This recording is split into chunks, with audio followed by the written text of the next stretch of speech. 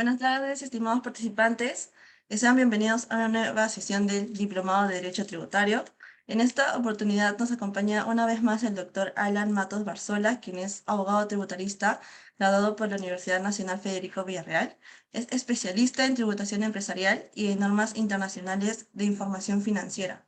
Es experto en asuntos tributarios internacionales en la Dirección de Asuntos Tributarios Internacionales de la Dirección General de Política de Ingresos Públicos del Ministerio de Economía y Finanzas y es director de gestión tributaria en la Corporación Perú Contable SAC, así como docente en diversos diplomados y programas de especialización en tributación, cursos, seminarios y conferencias a nivel nacional.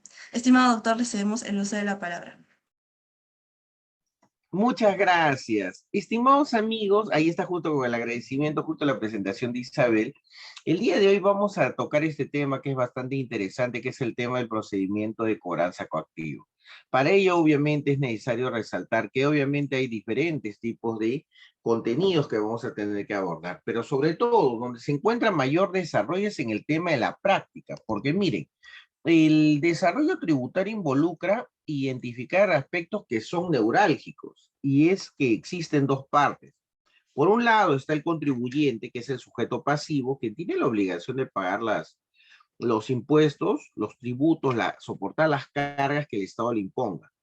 En cierta medida, lo que ocurre es que el contribuyente tiene que velar por poder cumplir todo este nivel de exigencias como parte de su deber de colaboración con el Estado. Y por otro lado aparece el acreedor tributario, que es el Estado. El Estado, a través de sus diferentes representaciones, va a imponer determinado tipo de exigencias y obligaciones, frente a lo cual el contribuyente tiene que cumplirlas. SUNAT puede establecer obligaciones tales como obligaciones de declarar. Si no cumples con declarar dentro del plazo que la SUNAT establezca, la consecuencia es que se ha cometido una infracción a la norma tributaria. Y al cometerse esta infracción, la consecuencia es que se tenga que pagar una multa, por lo general de tipo pecuniario. Esa multa, sobre todo, va a involucrar que te desprendas de recursos económicos para poder cumplir con esta especie de sanción. Y hay que partir de dos elementos importantes también. La SUNAT no te va a imponer penas restrictivas de la libertad. Lo que te va a imponer SUNAT es una sanción, sea decomiso, intervención temporal de vehículos, cierre de establecimientos, o también una multa de carácter económico, en la cual tengas que pagar dinero. Y frente a la cual ya tienes la obligación de cumplirlo con el Estado.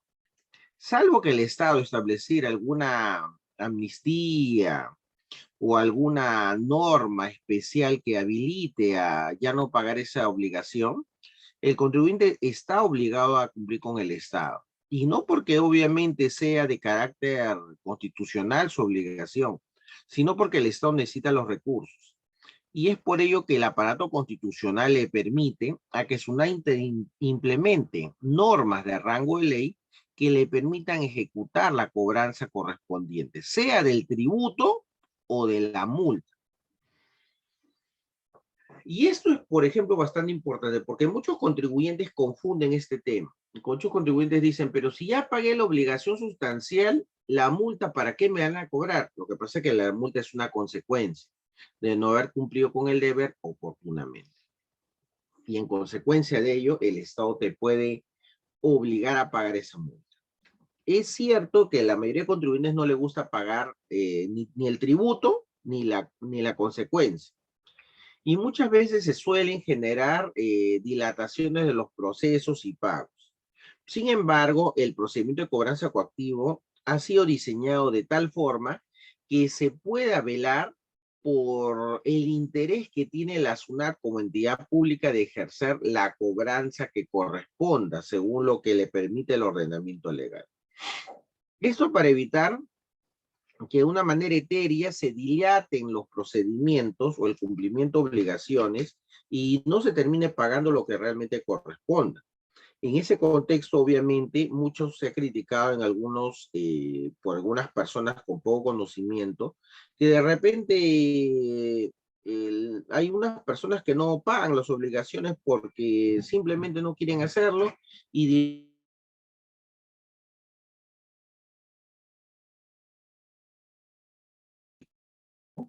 dentro de la sede judicial.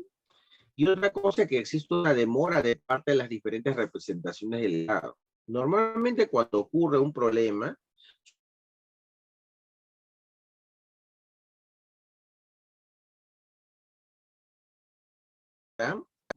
se puede generar por diferentes aspectos: falta de personal, diferentes escenarios en los cuales obviamente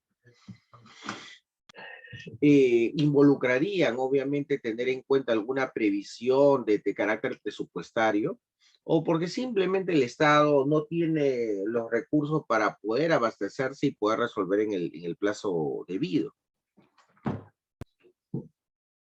Sin embargo, este es totalmente independiente a que el Estado busque dilatar los casos de manera intencional. Es bastante equivocada esa argumentación respecto a que el contribuyente, el Estado mismo, pretenda dilatar los procesos. No lo hace porque SUNAT sabe que tiene que cobrar. Y eso ocurre no solamente en el ámbito de SUNAT, sino también las municipalidades u otras entidades como administraciones tributarias. En el caso de las municipalidades, parte de sus recursos está vinculado al presupuesto que el Estado le asigna, pero también las municipalidades tienen que recaudar los tributos y obligaciones que el Estado también le incorpora de acuerdo a su ley orgánica.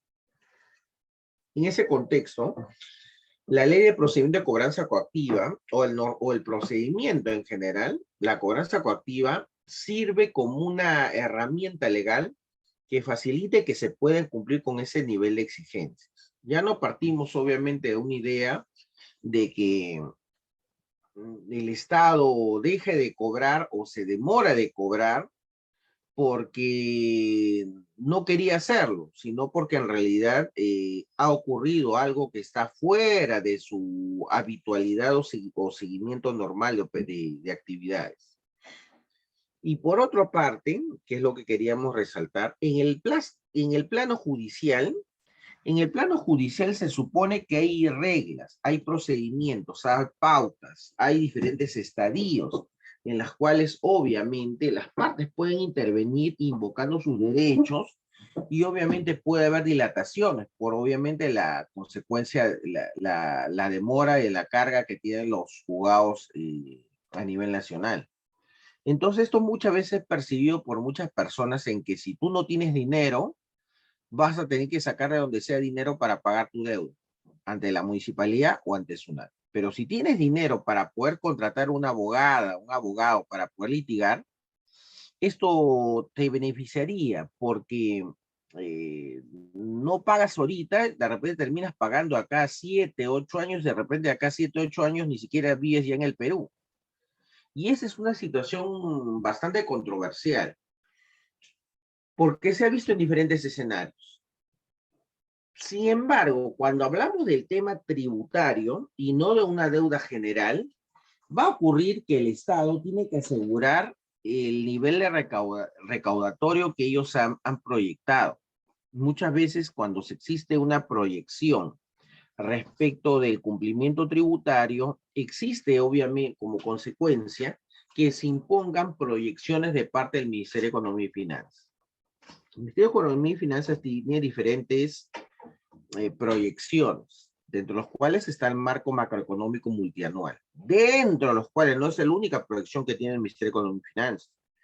Y obviamente el marco macroeconómico multianual te muestra cuál es el flujo de ingresos que se espera obtener el Estado, el efecto vinculado a los gastos tributarios o lo que viene a ser las exoneraciones tributarias, y como consecuencia también se puede advertir diferentes situaciones que obviamente están desarrollándose dentro de la práctica.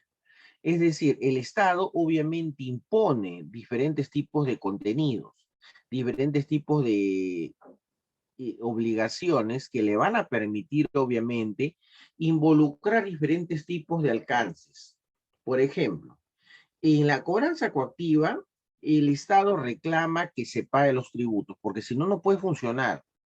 Si el Estado no tiene los recursos correspondientes, en el momento oportuno, lo que va a ocurrir es que el Estado va a tener que endeudarse con los agentes internacionales, tales como el Fondo Monetario Internacional, Banco Mundial, entre otros. Va a tener que emitir instrumentos o títulos de valor, tales como bonos del Estado, para obtener recursos. Y esto obviamente va generando el incremento de la deuda del Estado a nivel global. Pero si el Estado pudiera captar oportunamente la recaudación, se evitaría este tipo de cuestionamientos. Entonces, es importante que sea relevante establecer que obviamente el procedimiento de cobranza coactiva tiene una valoración importante porque ha sido diseñado de tal forma que sea coercitivo, sea formal, y respecto a deudas que no se va a discutir su existencia, gracias.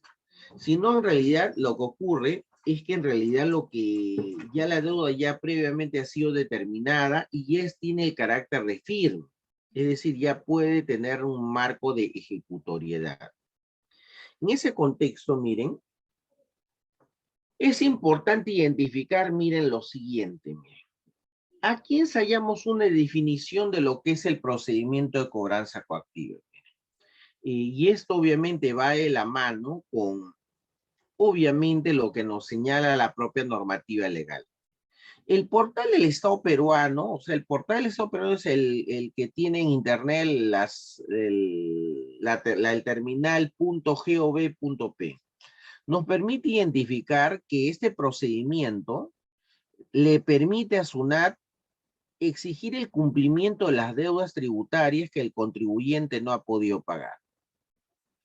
¿Por qué? Porque se supone que cuando tú vas a cumplir tus obligaciones, el Código Tributario establece que hay dos partes, como dijimos al inicio. Un acreedor que es el Estado y el resto que somos los contribuyentes que tenemos que cumplir con las obligaciones y pagar tributos.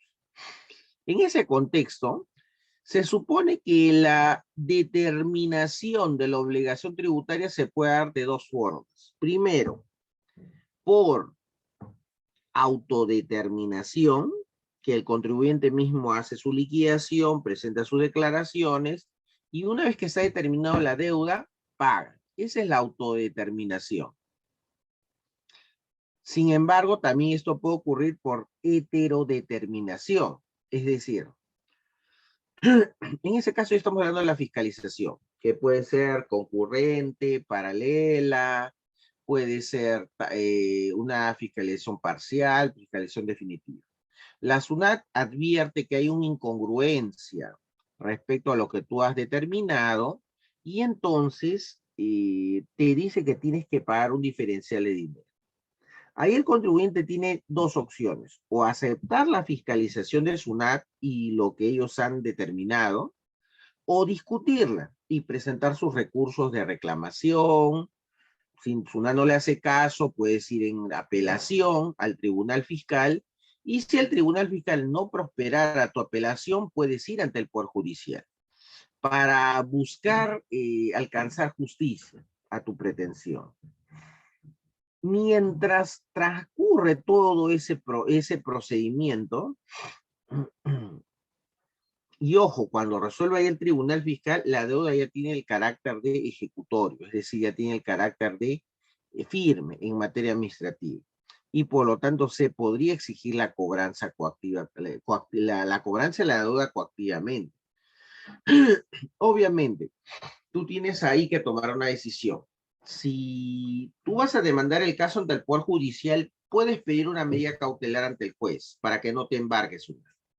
Pero si la medida cautelar o te va a salir muy engorrosa, muy cara, o de repente vas a pagar bajo protesto, esto va a permitir que tú, por ejemplo, puedas litigar el caso en el Poder Judicial, pero ya pagaste la deuda. De tal forma que si terminas ganando, la SUNAT te va a devolver lo pagado más intereses moratorios. Es decir, mira, en buena cuenta, la cobranza coactiva, ¿cuándo ocurre? La cobranza coactiva ocurre si la SUNAT ya te notificó los actos administrativos y estos ya tienen el carácter de firme, tales como una orden de pago, resolución de determinación. Y no se llegó a cancelar la deuda o la multa dentro del plazo. O sea, la SUNAT te notifica una resolución de determinación. Señor contribuyente, tienes una obligación. Hemos determinado que tienes que pagar 1.000.000 de soles de IGB. Tú como contribuyente puedes aceptar y pagar. Revisas el contenido de la resolución de determinación que tiene los argumentos de hecho y de derecho y te das cuenta que en realidad lo que dices no es coherente, es ajustado a la realidad y que de repente tú no te diste cuenta.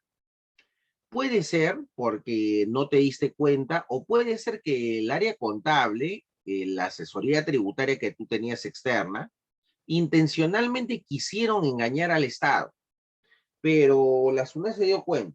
Entonces tú reflexionas y dices, ¿voy a litigar? ¿Me conviene litigar? ¿O me conviene aceptar el reparo? De repente gerencia, todos ya sabían que tenías deuda tributaria. Sin embargo, lo que estás haciendo ahora es plantear un escenario a través del cual ya reflexiones y sabes que igual vas a tener que pagar, que así litigues, no vas a ganar el caso. Entonces te correspondería pagar la deuda.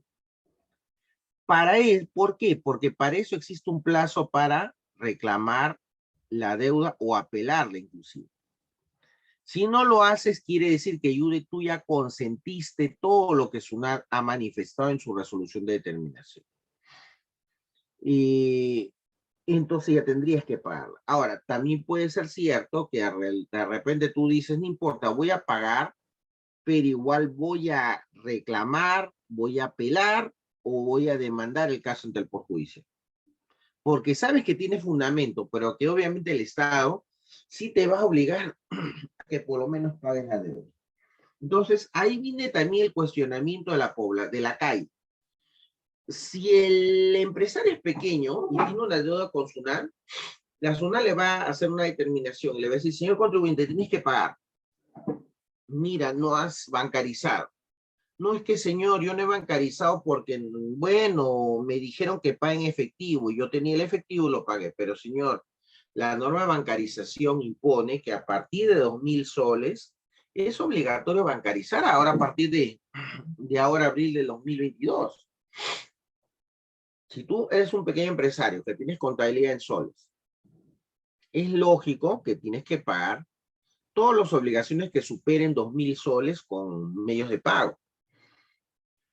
Si no lo hiciste, no tienes la deducción del costo o gasto de esa operación y menos el crédito fiscal. Entonces, por lo tanto, la consecuencia es que no vas a poder utilizarlo para efectos tributarios, esos pasivos, esas partidas. Y entonces, como consecuencia, tienes que pagar la deuda. Porque SUNAT te ha dicho que, mira, hemos hecho una determinación y como estos pagos no son aceptables, hemos hecho un cálculo y tienes que pagarnos 50.000 soles. El contribuyente dice, es cierto lo que dice SUNAT, pero ¿para qué voy a litigar? ¿Para qué voy a demorar el caso? Mejor pago nada más. Si yo sé que voy a perder. Pero sin embargo, puede ocurrir que aparezca un contribuyente grande con capacidad económica y diga, no importa, hay que litigar. Yo sé que no he bancarizado, pero igual voy a reclamar. Hasta que resuelva la reclamación van a pasar unos 3, 4, 5, 6 meses, un año. SUNAT me va a decir, señor, no bancarizaste, por lo tanto es infundo tu reclamo. Pero igual, yo sabiendo eso, igual apelo. Me río de lo que resolvió SUNAT la resolución de intendencia. Me mato a risa y digo, ya, perfecto. ¿Cuánto tiempo ha pasado? 6 meses, vamos a poner. Presento mi apelación al toque nomás, el mismo día o al día siguiente. Total, tengo 15 días hábiles de nuevo de notificar la resolución para apelar. Al día siguiente nomás presenté mi apelación y el caso se va al tribunal fiscal. ¿Cuánto se demora el tribunal fiscal? El tribunal fiscal se puede demorar años. Vamos a ponerle que el tribunal fiscal se demora 1 año y medio. Pero mientras tanto, no he pagado. Año y medio no he pagado ni un sol. Y yo sé que en realidad la deuda la tengo que pagar. Yo sé que no tengo fundamento, que no voy a ganar el caso, pero igual planteo mi caso y me voy en el procedimiento contencioso tributario. Y mientras pasó año y medio, y de repente la empresa en año y medio ya se liquidó, ya no existe. Y la cobranza coactiva no ha prosperado, mire. O sea, pasó un año y medio, la empresa cobró lo que tenía que cobrar, cerró los negocios y después la empresa la dejó morir sola. ¿Cuánto pagó? Ni un sol. Si una empresa, obviamente, con una asesoría tributaria. Obviamente no una asesoría tributaria honesta. Pero sin embargo, el otro contribuyente que al ser pequeño no tenía los recursos para poder conocer esta situación, simplemente termina pagando al toque. Y ahí, en la ponderación, alguien diría que esa es una situación injusta. Sin embargo, por eso mismo el Estado, al imponer este tipo de procedimientos, lo ha estructurado de tal forma que se pueda validar diferentes aspectos tales como el control de la deuda y cuándo se puede actuar anticipadamente. Entonces, miren, para iniciar una cobranza coactiva, la SUNAT notificará una resolución de ejecución coactiva. Es decir, mira, primero, la SUNAT emite una resolución de determinación o un orden de pago. En el caso del orden de pago, ustedes saben que es automática, bajo algunas causales que establece el artículo 78 del Código Tributario. Entonces, bueno, me emitieron la resolución de terminación y tenía 20 días hábiles para reclamar. Y no lo hice. No lo hice porque en realidad no tenía fundamento, no quise hacerlo porque de repente hasta por miedo, porque eso también ocurre en la práctica. Sin embargo, entonces, bueno, pues no la reclamé. Entonces, pasaron los 20 días hábiles y SUNAT evalúa, dice, a ver, ¿qué pasó con este contribuyente? ¿Ya pagó, ha reclamado? No ha hecho nada. El contribuyente ya pasó el plazo y no ha pagado, no ha pagado. Entonces, yo emito una resolución de ejecución coactiva. La ejecución coactiva es un procedimiento totalmente separado del procedimiento contencioso tributario, por si acaso. Es decir, una vez aquí ya interviene no un fiscalizador, no un fedatario, no un auditor de SUNAT. Aquí interviene un ejecutor coactivo y un auxiliar coactivo, o un equipo completo, en los cuales ya inician a un procedimiento separado que se llama el procedimiento de cobranza coactiva.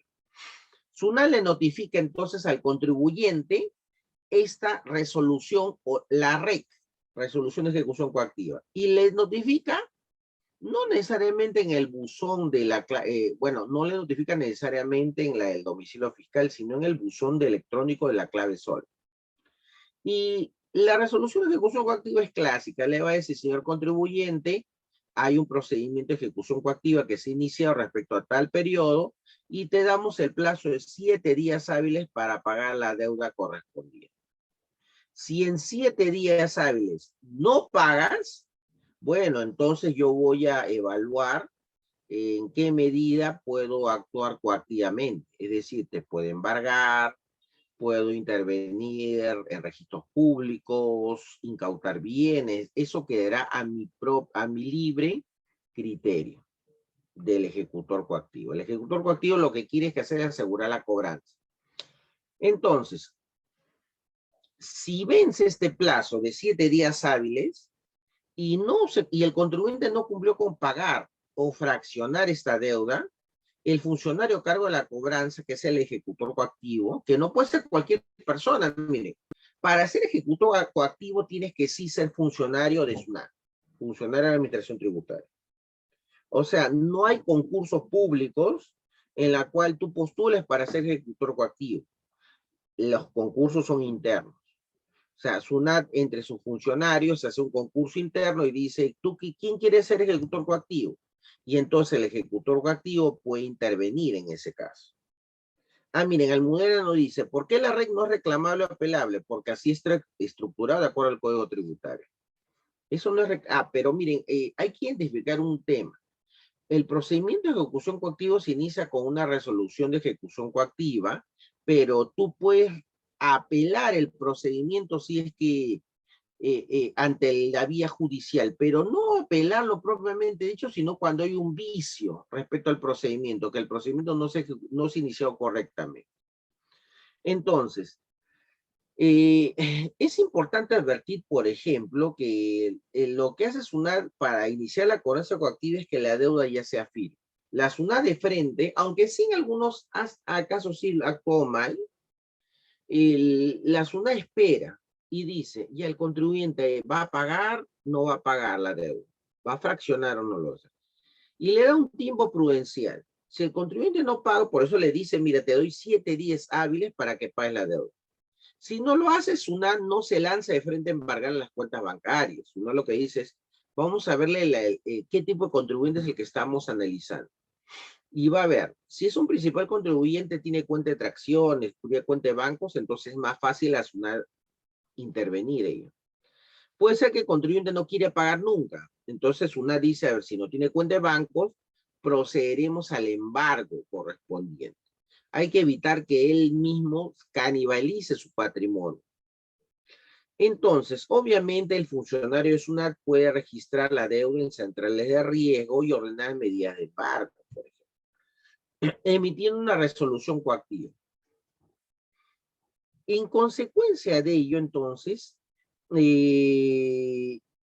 Almudena, ¿para qué estamos diciendo que son 7 días hábiles? Ahí está en la dice son 7 días hábiles. Ahí está bien claro, hemos dicho eso, son 7 días hábiles. Miren, aquí viene el tema que es bastante relevante. La medida cautelar previa. La medida cautelar previa es importante, ¿por qué? Porque antes que inicie el procedimiento de cobranza coactiva, el artículo 56 del Código Tributario le permite a SUNAT, la medida cautelar previa le permite a SUNAT llevar a cabo diversos embargos. ¿Por qué? Siempre y cuando se haya generado alguna situación excepcional. Y esto lo regula el artículo 56 del Código Tributario. Nos dice, va a depender excepcionalmente del comportamiento del contribuyente. Y esto obviamente el ejecutor coactivo tiene que hacer una ponderación. Nos va a decir, vamos a ver cuál es la conducta del contribuyente. Si puedo presumir que existen razones en las cuales la cobranza puede ser infructuosa antes de iniciar el procedimiento de cobranza coactiva, la SUNAT puede llevar a cabo acciones como embargos para poder, obviamente, llevar a cabo el procedimiento de cobranza coactiva. Entonces, o sea, lo que ocurre es lo siguiente, miren. Almudena, pero aquí estamos diciendo bien claro, la resolución coactiva son 7 días hábiles para pagar la deuda, o sea, y hay una deuda firme y te dan 7 días hábiles para pagar.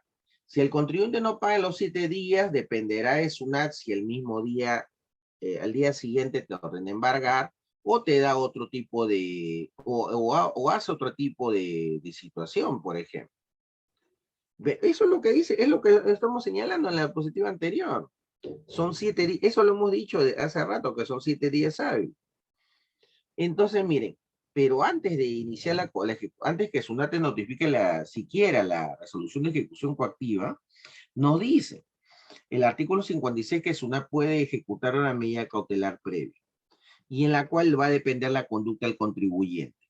Entonces, SUNAT, ¿qué es lo que puede hacer? Trabar medidas cautelares con la intención de tratar de satisfacer la deuda, inclusive si aún no es exigible coactivamente. Entonces, aquí viene el tema, mire.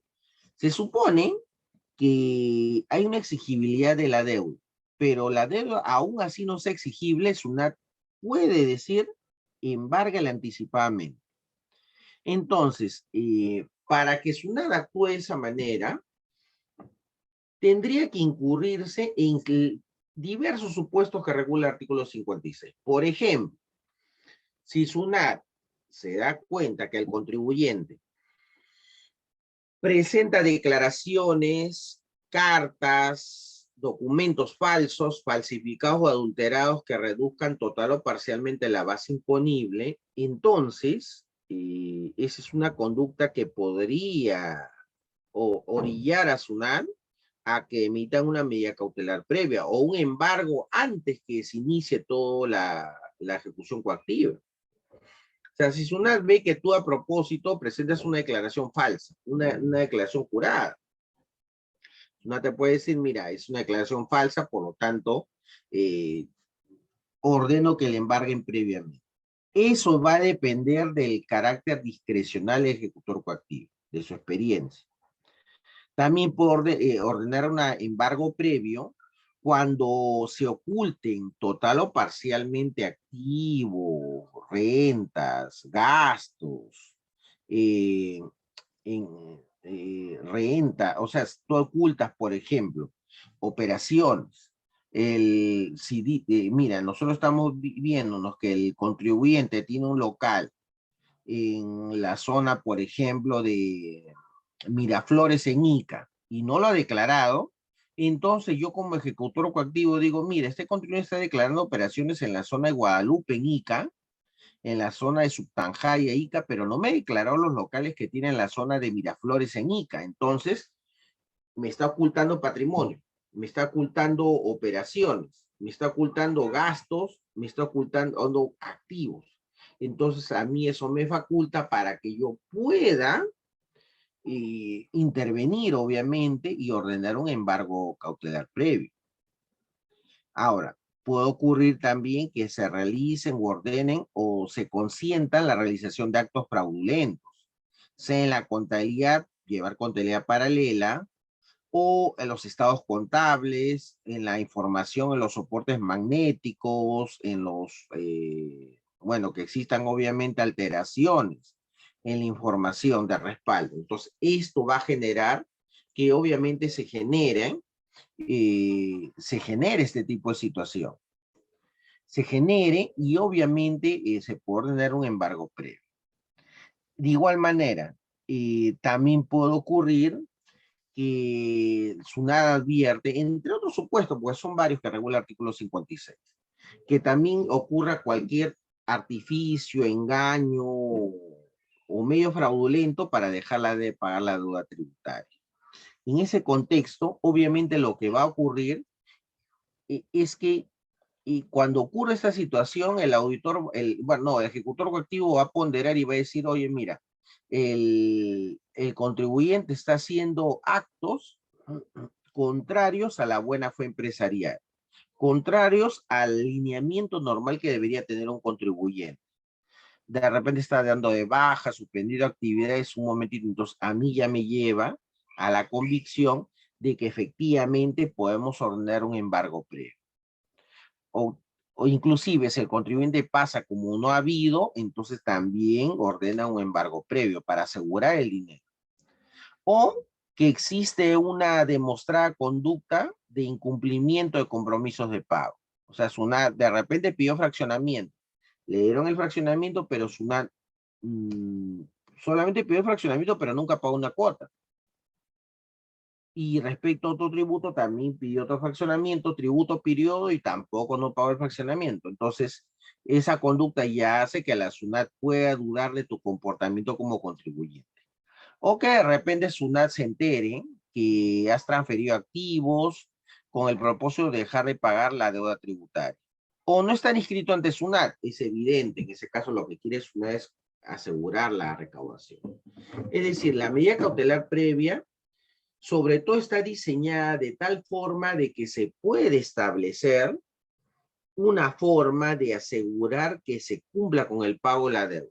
Si después la deuda es levantada o en realidad no correspondía a la deuda, entonces ahí en esas circunstancias ya nos encontramos ante otra situación, porque obviamente ya podríamos partir de un escenario en la cual se podría cuestionar la validez del mismo. A ver, vamos a salir acá para entrar obviamente a una resolución del Tribunal Fiscal. Aquí voy a abrir unas. Acá en el material les hemos enviado algunas que en las cuales vamos a poder analizar la siguiente situación. A ver, la voy a agrandar acá. Acá está. Compartir pantalla. Esta de acá. ¿No? Este es un caso que se vio en el Tribunal Fiscal. Este caso es una caso reciente, 2021, de procedencia Huánuco, mire. ¿Y qué ocurrió? Fue una queja que se presentó ante la Oficina de Atención de Quejas del Tribunal Fiscal.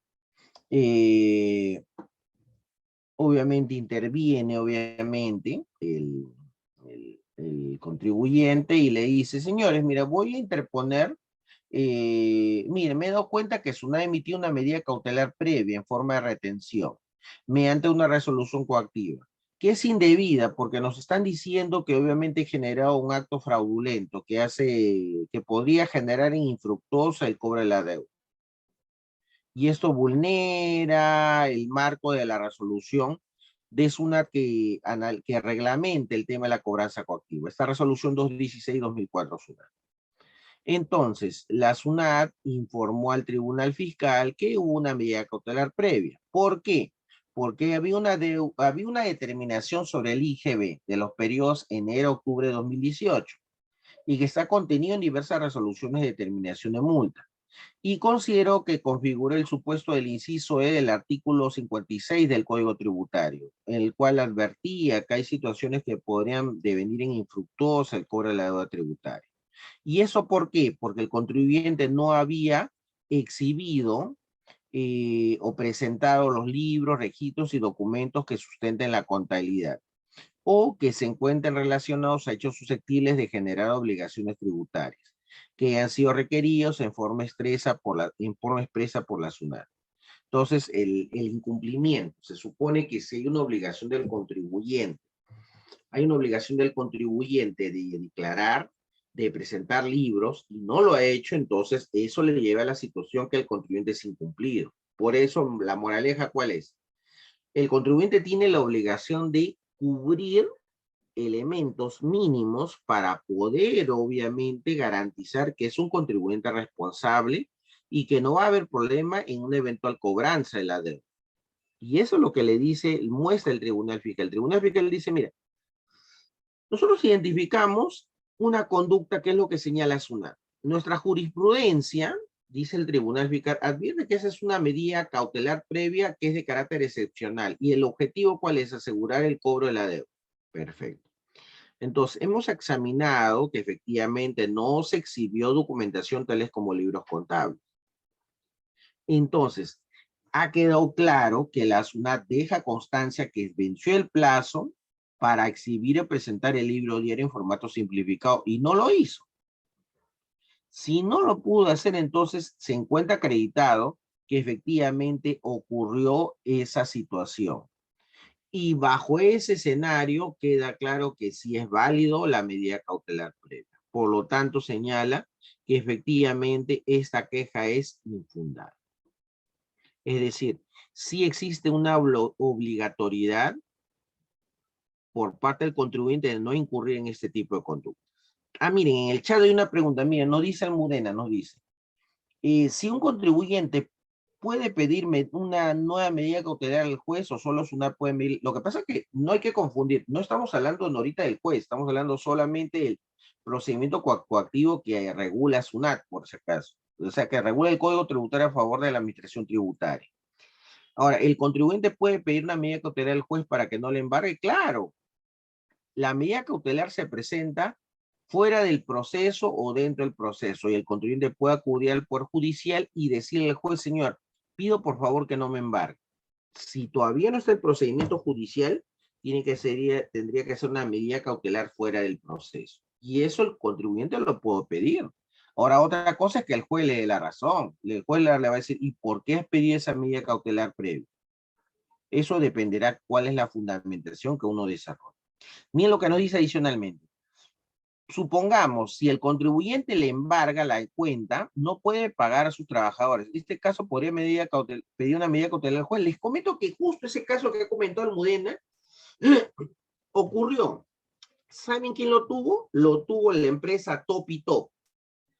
El Topitop presentó una medida cautelar ante un juzgado de San Juan, el juzgado de la Corte Superior de Lima Sur, para serles exacto, Corte Superior de Lima Sur. Y el juez le amparó la medida cautelar y dijo el juez lo siguiente, mira, si usted ¿Saben quién pidió la medida cautelar? No la pidió el juez, no la pidió Top y Top, la pidió la contadora de la empresa. La contadora de la empresa presentó la medida cautelar y le dijo, señor juez, sabemos que SUNAT nos va a cobrar una deuda tributaria y seguramente nos embargue. Yo pido que ahorita SUNAT no nos embargue. ¿Por qué? Porque si SUNAT no nos embarga, no va a tener plata la empresa Topito para pagar a los trabajadores. Y como yo soy una trabajadora y yo quiero cobrar mi plata, eso vulneraría mi derecho al trabajo. Y les comento que el juez le dio la razón. Emitió obviamente una medida cautelar en la cual dijo que la SUNAT no le puede embargar a la empresa. Ese caso le notificaron a SUNAT y también al Ministerio de Economía y Finanzas, porque obviamente el Ministerio de Economía y Finanzas había resuelto una resolución del Tribunal Fiscal ya en carácter con el cual se agotaba la vía administrativa. Entonces, cuando llegue ese caso, me lo dan a mí y me dicen, Alan, me dice, justo ha llegado un caso para que lo destruya.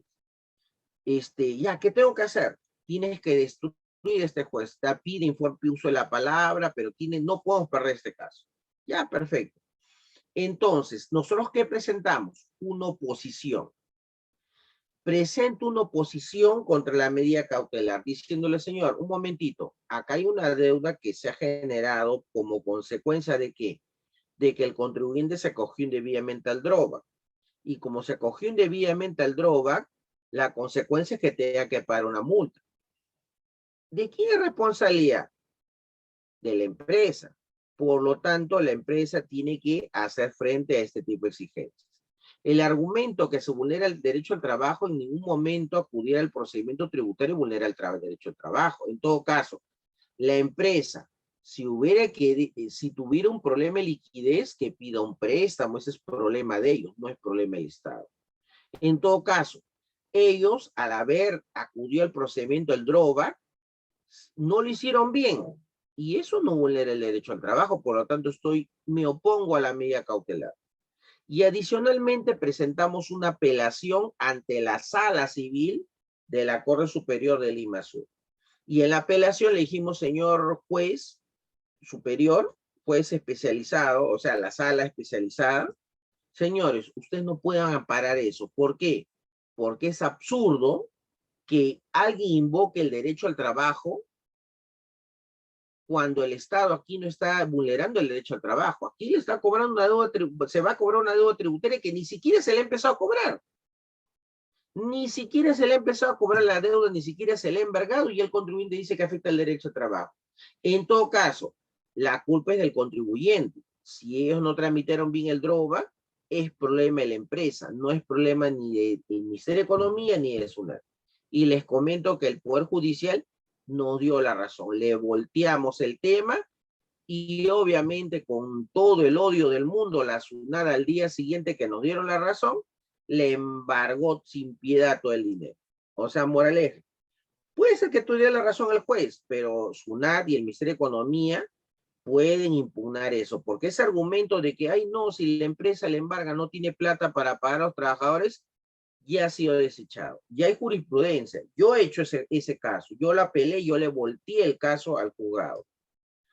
Miren, y también adicionalmente nos dicen, miren, ¿en qué caso puedo presentar una queja con el procedimiento de cobranza ante el Tribunal Fiscal? Puedes presentarlo en cualquier caso, porque, ojo, uno como especialista tributario, tú tienes el deber de cuestionar lo que no corresponde dentro del procedimiento. Si hay algo malo en el procedimiento, yo puedo presentar mi queja. En este caso, miren, aquí el contribuyente Huánuco presentó su queja y no le dieron la razón porque, bueno, lo que evaluó el Tribunal Fiscal es que efectivamente sí se había configurado este escenario.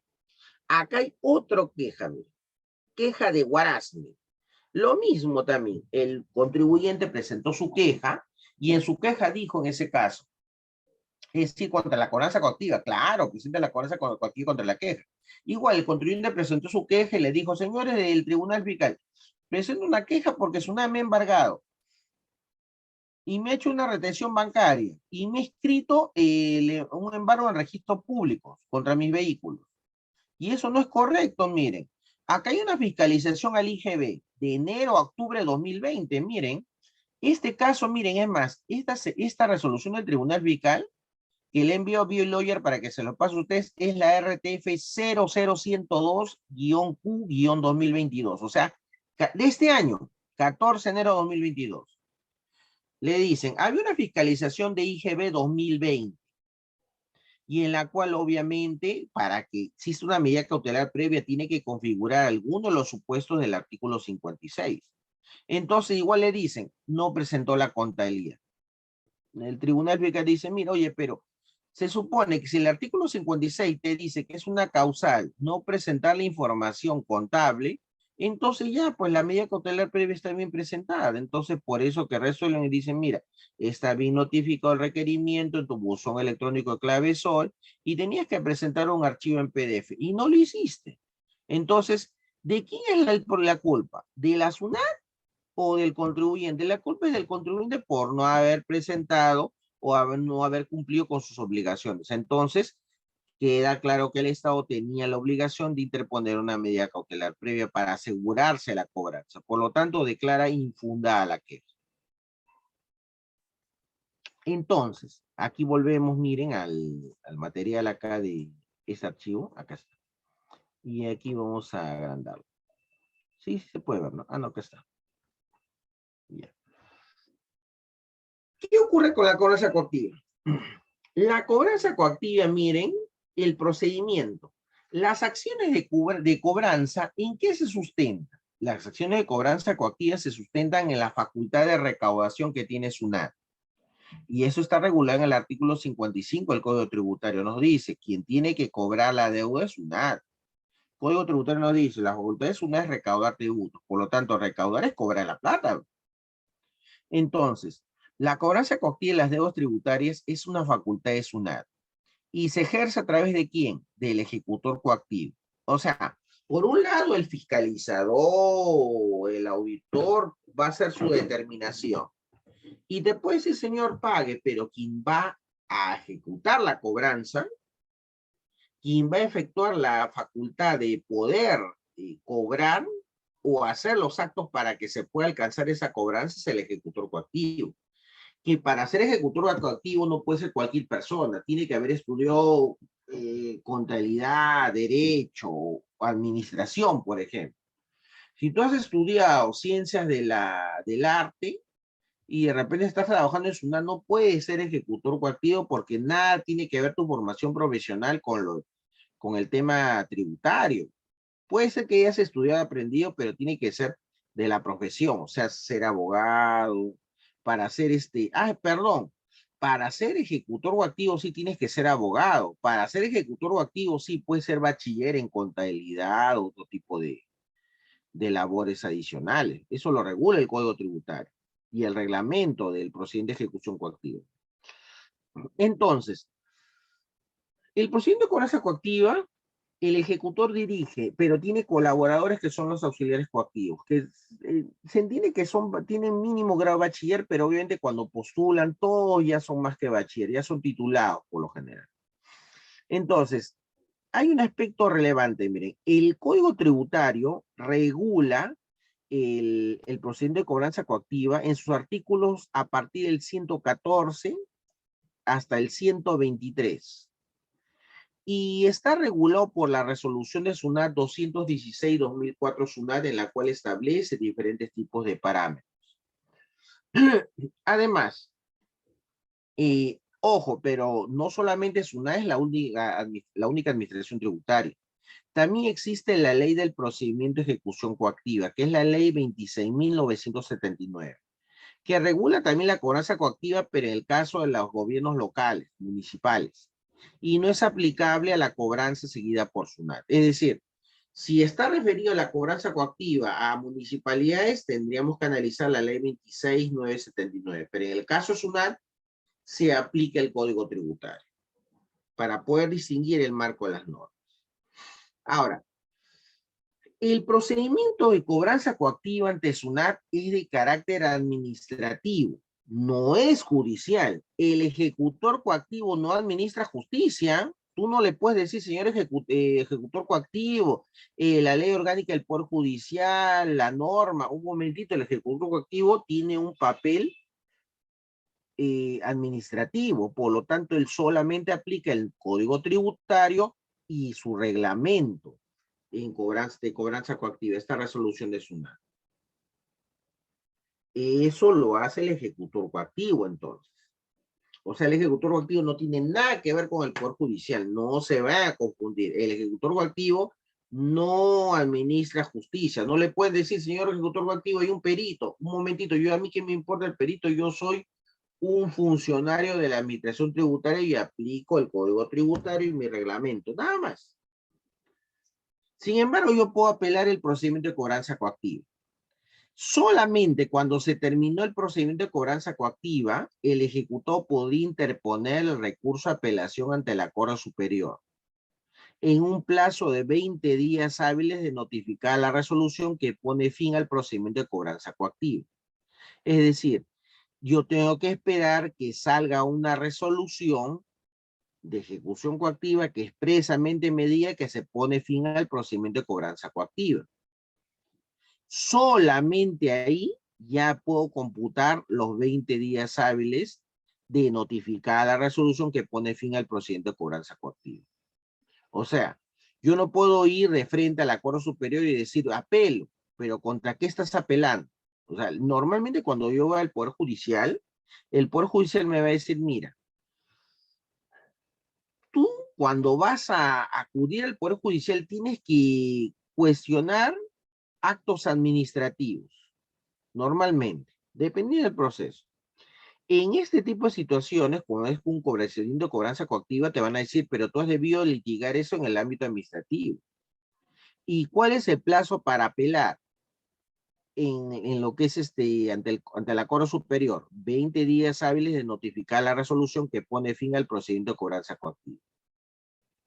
O sea, ¿por qué? Porque se supone que mientras tanto está transcurriendo todo el procedimiento.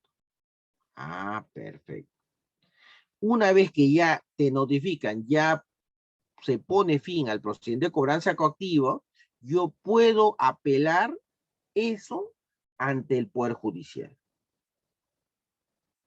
Miren, bien claro nos dice 20 días hábiles de notificar la resolución que pone fin al procedimiento de cobranza coactiva. Bien claro nos dice ahí, miren, artículo 122 del Código Tributario. Entonces, la Corte Superior cuando evalúa, no va a ver nada de la determinación. La Corte Superior únicamente analiza si se cumplió el procedimiento. O sea, si la resolución de ejecución coactiva te lo notificaron, si se identificaron las partes, el periodo o la exigibilidad, que el acto administrativo sea firme, que te dieron los 7 días hábiles, eso es lo único que va a ver el juez. Porque te va a decir, mira, yo no puedo analizar el fondo del asunto. Yo únicamente lo que tengo que ver, obviamente, es si el procedimiento cumplió lo que te dice el marco del Código Tributario. Nada más. No puedo ver otra cosa. No, pero la SUNAT cuando evaluó el caso no analizó bien el tema. Un momentito, yo no veo eso, te va a decir el Acuerdo Superior. Yo lo único que tengo que ver si es que el ejecutor coactivo actuó abusivamente. Nada más, no puedo ver otra cosa porque estoy limitado por el propio Código Tributario. Y miren lo que nos dicen, ninguna acción ni recurso podrá contrariar estas disposiciones ni tampoco aplicarse contra el procedimiento de cobranza coactiva del artículo 13 de la Ley Orgánica del Poder Judicial. Ah, interesante, miren. Entonces, obviamente, ahí me trata de no puedes meter un escrito diciendo que no, que son malos, que usted tiene que amparar justicia. Un momentito. Yo, Corte Superior, que voy a ver esta apelación, voy a ver lo que hizo el ejecutor coactivo. Y lo que va a evaluar son todas las resoluciones coactivas. Si está notificada, si en la notificación se identificó la exigibilidad, el acto administrativo era firme, que te dieron los 7 días hábiles y que el embargo que dispusieron esté conforme a lo que permitía el Código Tributario. Nada más, no va a evaluar más el Acuerdo Superior. Si tú le pides otra cosa, el juez te va a decir, mira, en virtud del segundo párrafo del artículo 122 del Código Tributario no puedo hacer lo que tú me estás pidiendo. Y listo, se lava las manos la Corte Superior. Moraleja, entonces.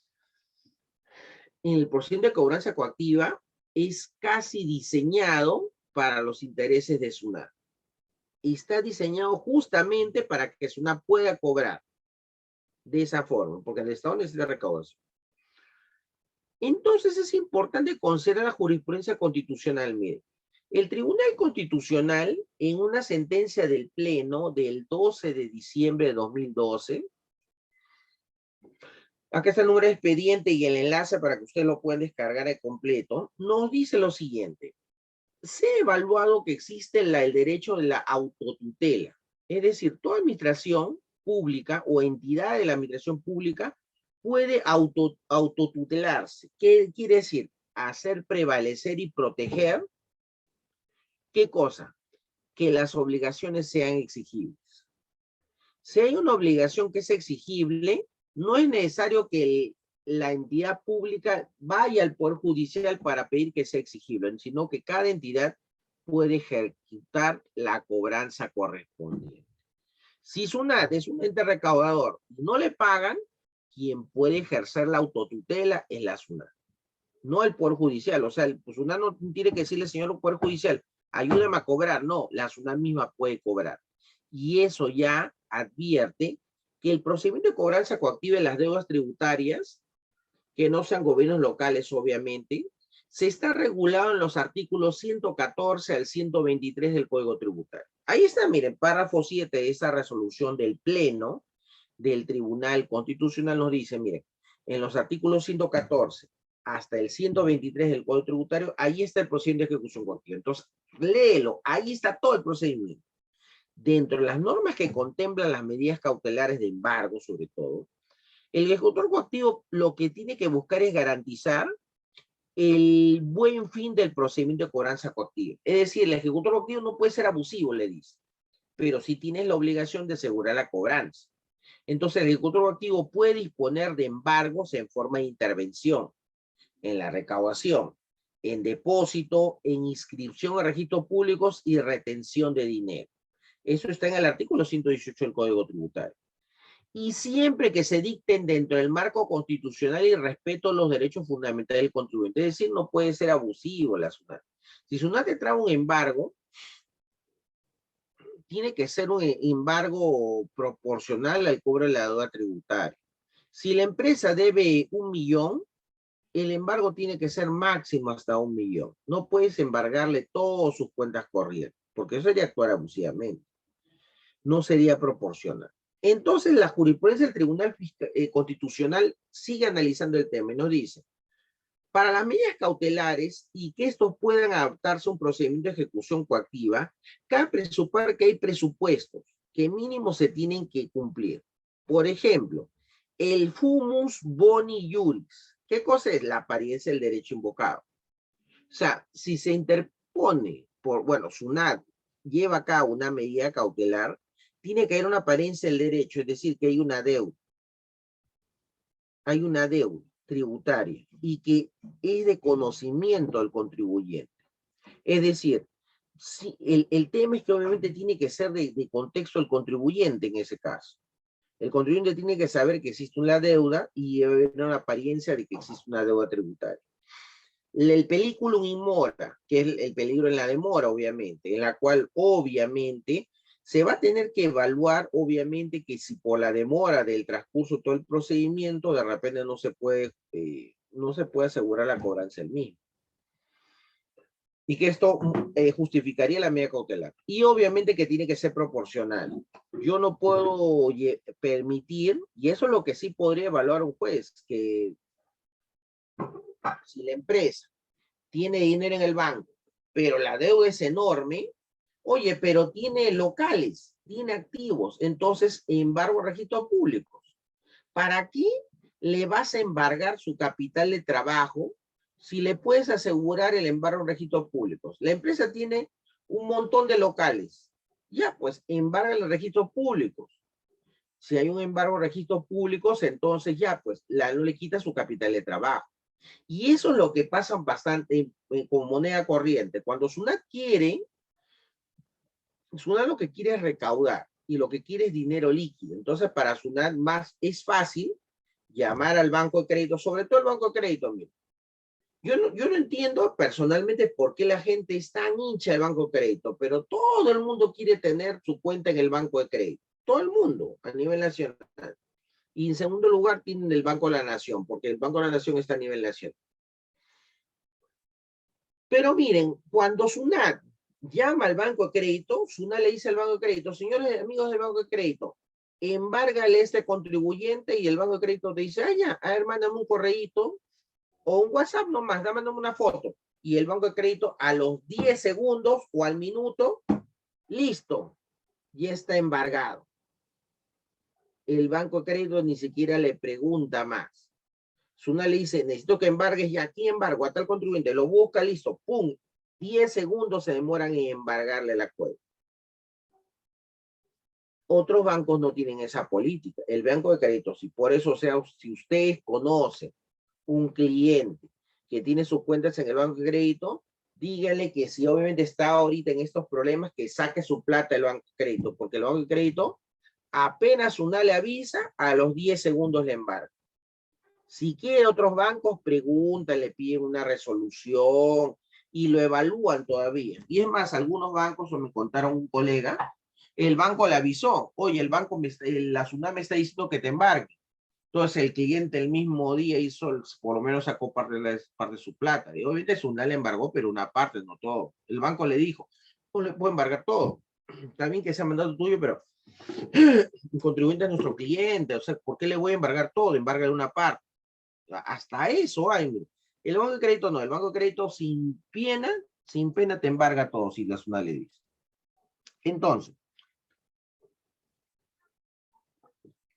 yo se puedo cuestionar el tema de la proporcionalidad. Porque es cierto, SUNAT por recaudar muchas veces comete injusticias. Ahora miren, ¿cuándo se inicia el procedimiento de cobranza coactiva? El procedimiento de cobranza coactiva se inicia por el ejecutor coactivo. Él es el que inicia mediante la notificación de la resolución de ejecución coactiva. O sea, el ejecutor notifica, señor contribuyente, te notifico en tu buzón de la clavezón. Tienes que pagar. Ojo, ¿y por qué tienes que pagar? Porque hay un orden de pago que es como consecuencia de un error tuyo o como un incumplimiento abierto, o que hay una resolución de incobranza, una resolución de terminación en cobranza que ya tiene carácter firme, que no lo impugnaste. Entonces yo te doy 7 días hábiles para que pagues. Si no pagas, bueno, yo evaluaré en ese momento si puedo embargarte o iniciar una ejecución forzada. En el caso que estas ya se hubieran dictado, por ejemplo. O sea, eso evalúa SUNAT internamente el ejecutor coactivo de acuerdo a su experiencia. Me conviene llamarlo por teléfono, me conviene decirle, señor, te voy a embargar, pero te voy a dar 2 días para que pague. O sea, ya dependerá, eso ya está a su propia discreción del ejecutor coactivo. Esta resolución de ejecución coactiva, entonces, de acuerdo al artículo 117 del Código Tributario, tiene como mínimo que cumplir con diversos tipos de requisitos, detalles que tienen que estar mínimamente en la resolución, si no es nulo.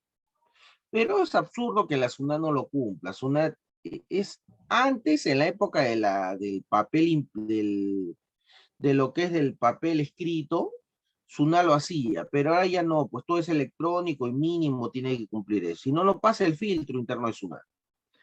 Tiene que detallarse quién es el contribuyente, el orden de pago o la resolución que es objeto de cobranza. La resolución de terminación, por ejemplo, que es objeto de cobranza. La cuantía del tributo multa. Nada más de los intereses y el monto total de la deuda. Además, el tributo y el multa o periodo al que corresponde. Entonces, si hubiera un recurso de nulidad que puede plantearse, únicamente estará referido al orden de pago o resolución objeto de cobranza respecto a la cual se omitió alguno de los requisitos antes señalados. Pero ¿cuál sería el efecto? Simplemente que eso se subsane y nada más. O simplemente se cae la cobranza coactiva y se inicia nuevamente un procedimiento de cobranza coactiva. En el procedimiento, entonces, el ejecutor coactivo no admitirá escritos que estorpezcan o dilaten su trámite bajo responsabilidad. Sin embargo, miren, yo les comento un caso que es un caso de la vía real. Esto le pasó a un colega.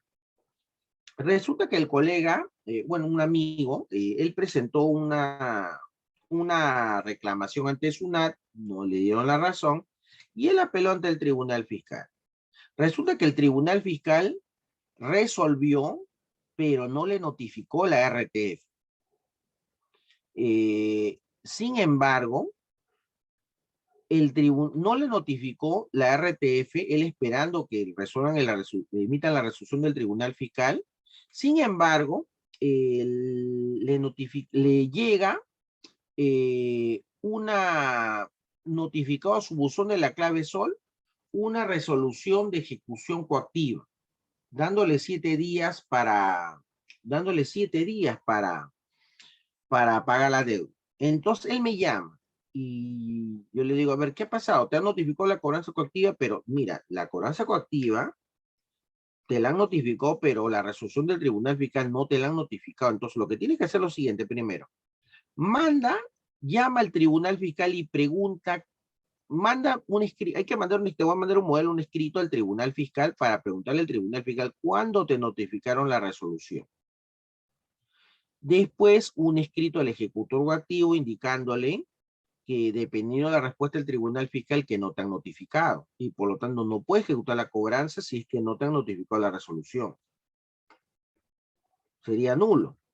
Entonces, mandamos el escrito y llamaron por teléfono y el Tribunal Fiscal le dijeron que ellos no le iban a notificar nada porque ellos habían resuelto y le habían notificado a SUNAT. Y SUNAT era la que tenía que notificar. Le digo, revisa tu buzón de la clave Sol. Revisaron, no estaba notificado. Si no está la resolución del Tribunal Fiscal, el Tribunal Fiscal no te ha notificado y SUNAT no te ha notificado, entonces quiere decir que es nula la cobranza. Hay que mandar un escrito ante el ejecutor coactivo. Mandamos el escrito al ejecutor coactivo, el ejecutor coactivo le decimos, señor ejecutor coactivo, suspende la medida cautelar, la ejecución coactiva. ¿Por qué? Porque no me han notificado la RTF. Yo, ¿cómo voy a poder? Es más, si a mí me hubieran notificado la resolución del Tribunal Fiscal, yo tenía dos opciones. O apelar, o demandarlo ante el Poder Judicial, que eso no suspende la cobranza coactiva, o simplemente aceptar que perdí y pagar, pero ni siquiera me está dando la oportunidad de yo conocer el contenido. De frente me estás cobrando, pero yo ni sé lo que han resuelto. Entonces, en todo caso, muéstrame el cargo de recepción en la cual me notificaste esa resolución, porque estamos totalmente seguros que no está notificado. Resulta que a los 2 días, yo justo voy a la empresa, estamos conversando y tocan el timbre. Sale la asistente contable, o la contadora de la empresa, y nos dice, acaba de llegar a SUNAT y nos van a notificar recién la resolución.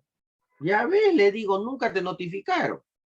Entonces, efectivamente, le digo, tienes el sello con fecha y hora de la empresa, ponle bien clarito el sello a los dos. Recepcionó la RTF y mandamos otro escrito al ejecutor coactivo. Señor ejecutor coactivo, acá está la prueba que recién me acaban de notificar la resolución del Tribunal Fiscal.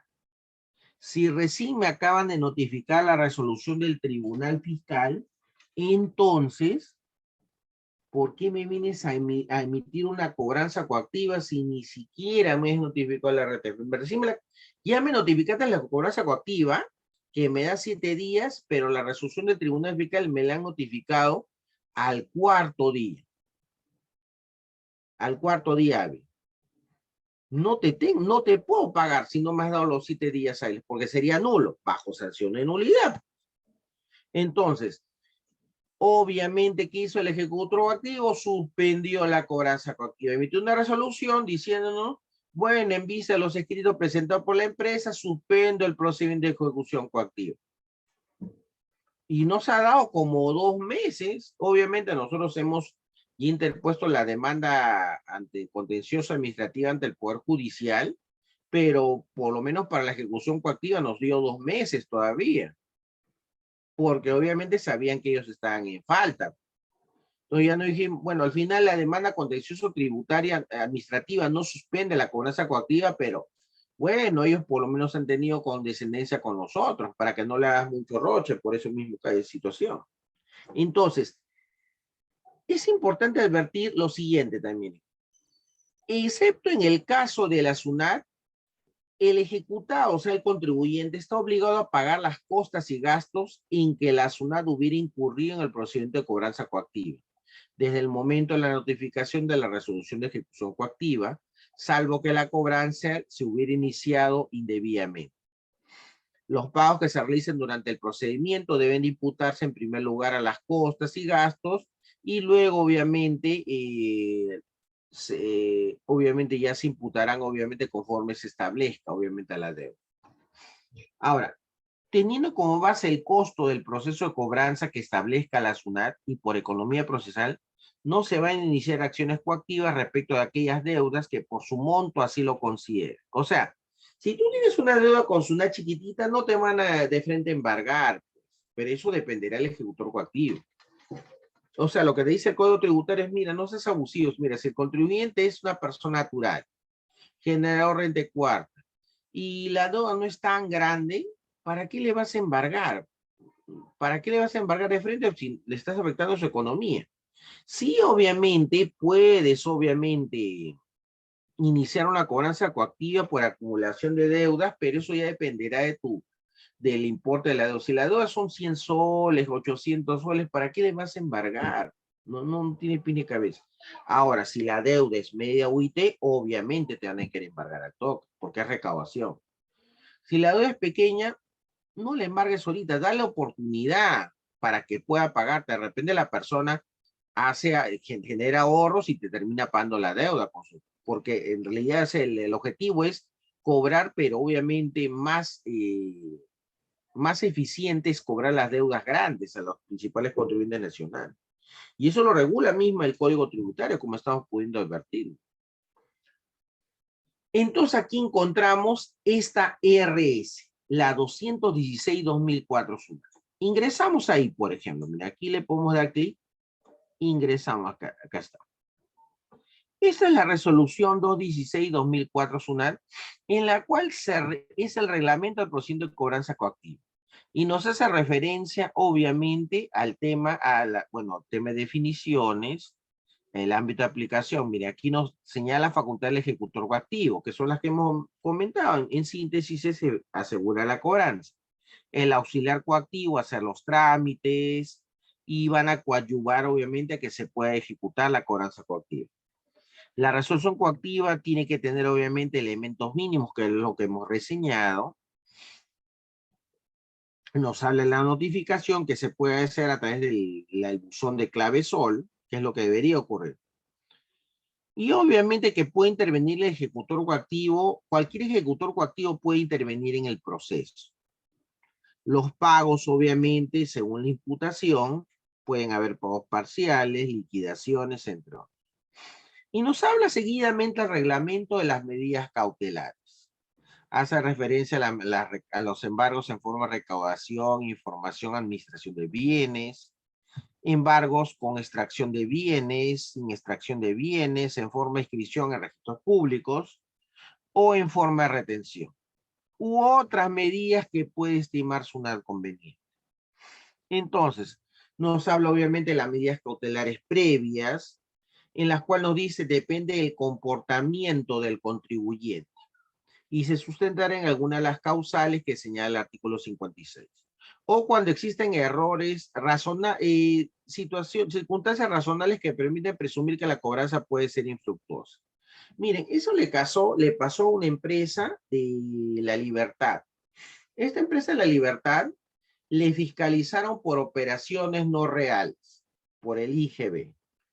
Y en realidad la empresa sí tenía el sustento de sus operaciones. Lo único que no le cuestionaban era algunas guías de remisión y que no estaba adjuntado el ticket de pesaje.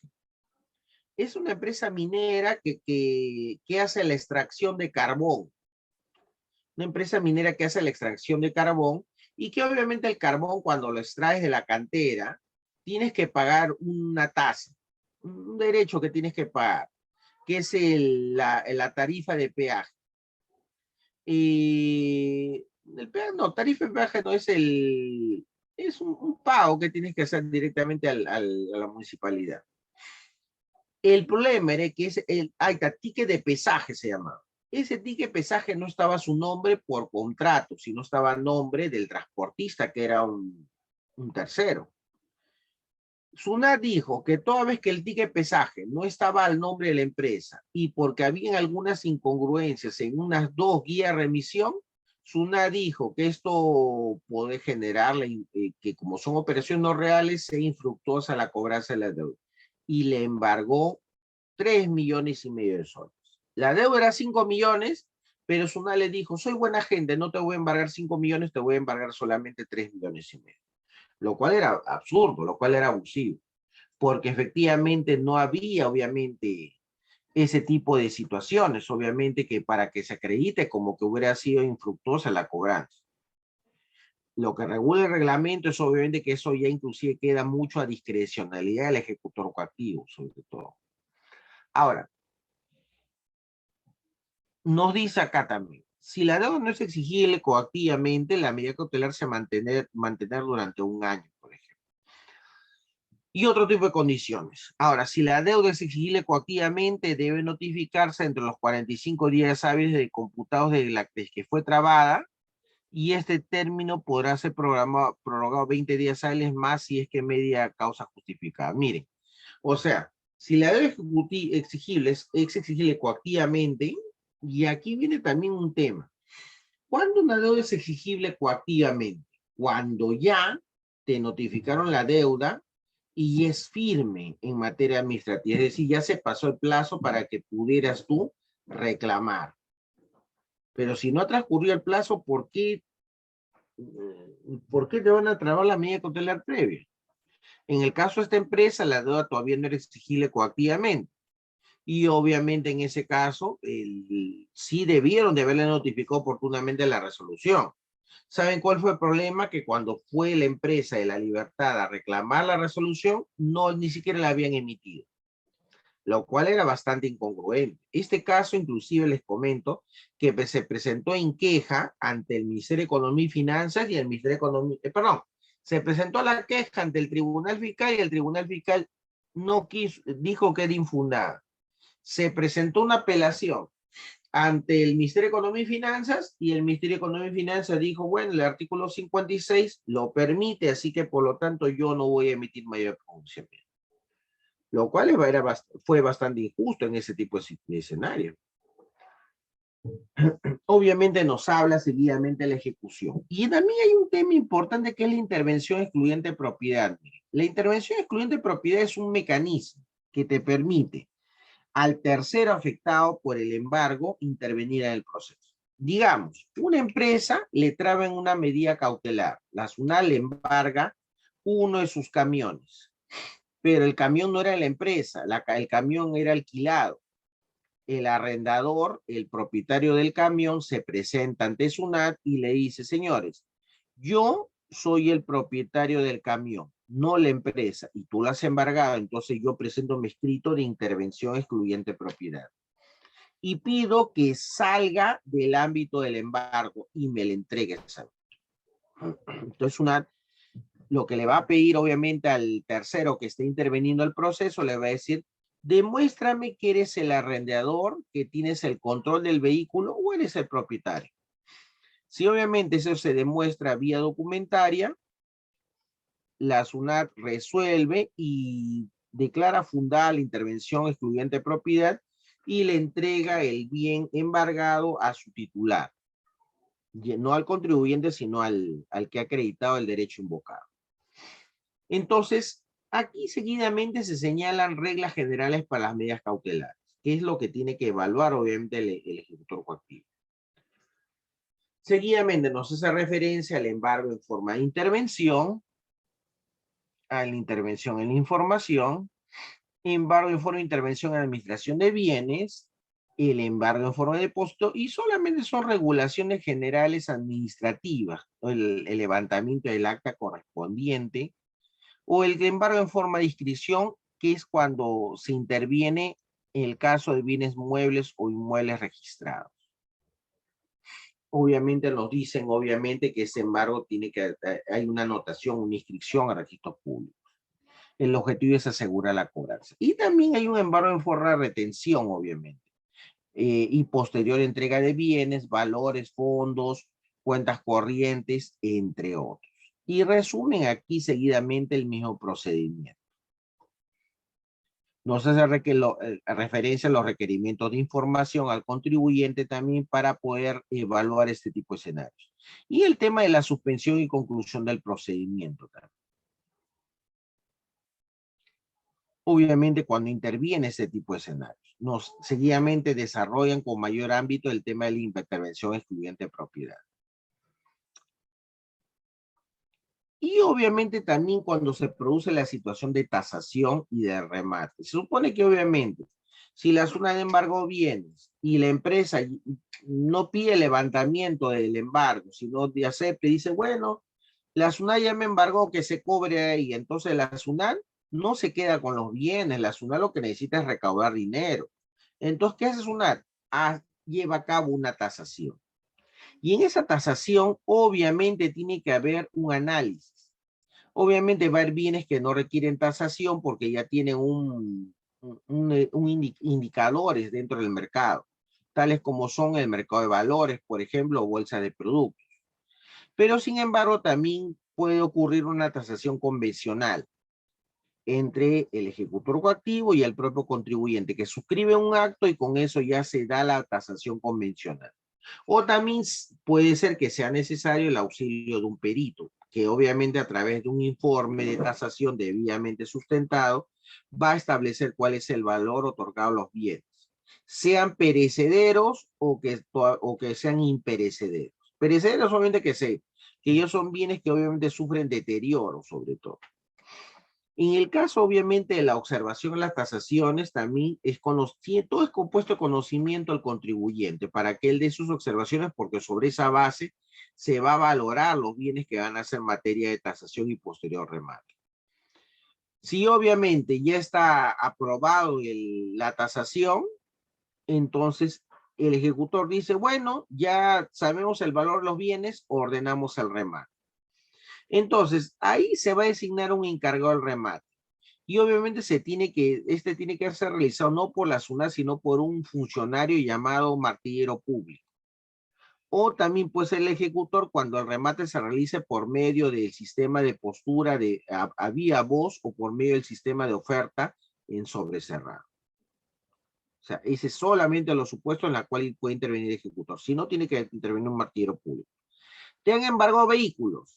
Ya, pues entonces el martillero va a decir, ya mira, precio de los vehículos, entonces el martillero obviamente va a emitir su acta en función de su acto público. Ahora también puede intervenir la SUNAT cuando hay remates por internet, que SUNAT a menudo, antes comunicaba bastante cuando había el remate. Ahora, el encargado del remate debe velar por que el remate sea rápido, cumpla la legalidad y sea transparente. Entonces, ¿qué sistemas intervienen? ¿El remate por internet, el remate a sobrecerrada o el remate a vía voz? En un ambiente en el cual obviamente puede intervenir cualquier postor y ofrecer obviamente un precio o algún aumento. Pues. Obviamente, ¿quiénes no pueden intervenir? ¿Quiénes no pueden ser postores? Ni el contribuyente mismo, ni los trabajadores de SUNAT, ni sus cónyuges o familiares, los peritos, el mismo martillero público, o aquellos que hubieran sido declarados adjudicatarios del bien y no hayan cumplido con el pagar el saldo del precio en el plazo correspondiente. Obviamente en ese caso ya después se regulan obviamente los aspectos administrativos relacionados con el acto de remate. Y nos hace referencia al tema de remate de inmuebles, bienes muebles no perecederos también, en la cual obviamente hay diferentes tipos de obligaciones que se tienen que velar respecto al mismo. El acto al remate y otros aspectos vinculados. De igual manera también ocurre en el caso del remate de bienes perecederos o el remate inmediato también que son regulados por el mismo.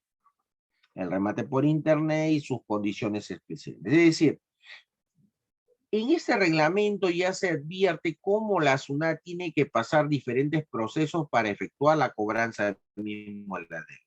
Por eso a SUNAT no le conviene rematar bienes, lo que quiere SUNAT es cobrar el dinero.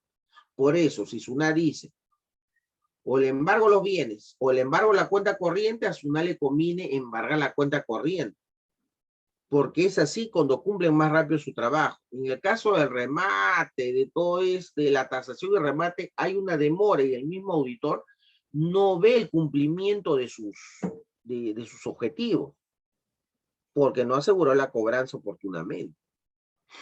Entonces, ojo que también hay situaciones en las cuales también hay donaciones de los bienes. Y estas donaciones de bienes se dan cuando obviamente estos bienes han quedado abandonados. La SUNAT embarga bienes de repente por el tránsito y estos bienes no son reclamados, entonces se declaran en abandono y pueden ser donados a instituciones sin fin de lucro, de tipo asistencial, educacional o religioso inclusive, que sean reconocidos ante SUNAT. Y esto obviamente le va a permitir obviamente que estos beneficiarios puedan obviamente utilizar estos bienes, sobre todo cuando son perecederos, sobre todo en alimentación. Entre los aspectos que se regulan dentro del procedimiento de la cobranza coactiva de naturaleza tributaria ante SUNAT.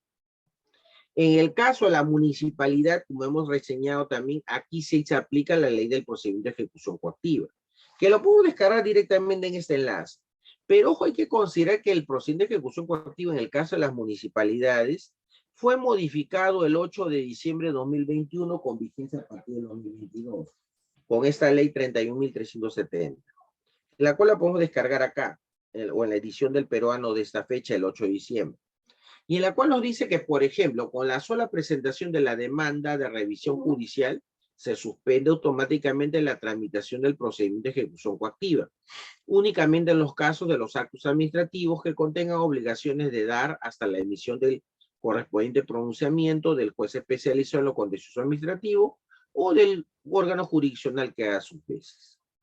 Entonces, miren, como hemos podido ir analizando el día de hoy, por ejemplo, respecto al procedimiento de cobranza coactiva, es importante que los contribuyentes tengan las previsiones del caso que les facilite, obviamente, cumplir con ese tipo de exigencias en el pago de la deuda.